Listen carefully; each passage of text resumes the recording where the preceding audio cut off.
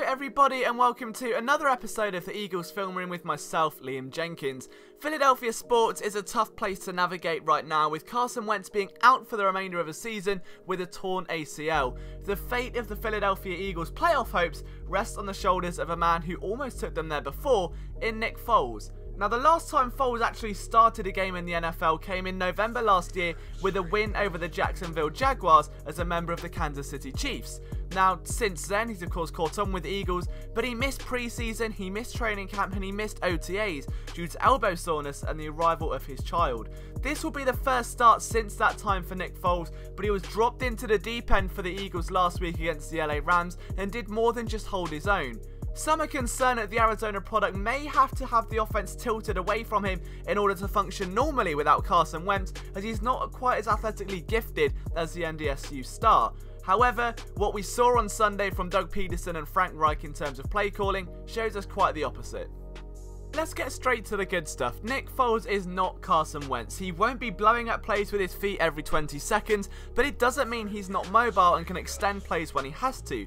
We can see here very early on that Nick Foles takes a fumbled snap inside the pocket, scoops it up, has a quick scan, pump fakes, and is able to then pull the ball back into his chest and sprint for an early gain. The key here is that Foles knows when to slide and dive. With 5 years experience in the league entering his 6th, he knows how to understand situations and make the most of them for his team.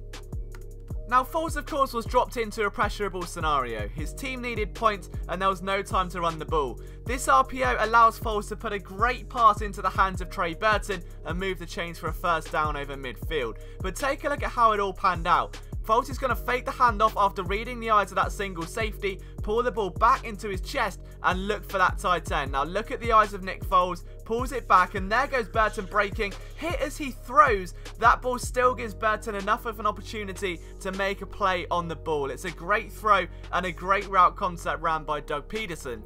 A little later in the game, this was one of the key catches of the afternoon. Nick Foles to Nelson Agholor, but look at the coverage. Agholor was blanketed on a comeback route. So what did Foles do? He led his receiver with his eyes. It's a skill set that all quarterbacks need to have. Not many have it in an abundance. Look at the placement of this ball. Agholor has to dive outside for it. It brings it away from the pressure and into the hands of his receiver. That same trait could be seen throughout the afternoon. Take a look at this play here. There's a single safety over the top and it's man coverage. The entire premise here is to get a receiver to make a play on the ball and trust Nick Foles to put the ball in a spot to do that. He has full faith in Alshon Jeffrey and the timing of this route is perfect. The moment Jeffrey breaks, the ball is thrown to the right hash, and that's an easy catch for a number 1 receiver. It's exactly what a number 1 receiver should do, and considering that Nick Foles obviously was away for preseason, he didn't have training camp to gel with these receivers, this was a great play. Now you can see the running back there, Jay Ajayi, pointing out Alec Ogletree. Foles takes the ball, immediately spotting that pressure, moves his hips to the right hand side. His primary read becomes Alshon Jeffrey, and that's an easy completion to set up the field goal and move those chains forward to give the Eagles a chance.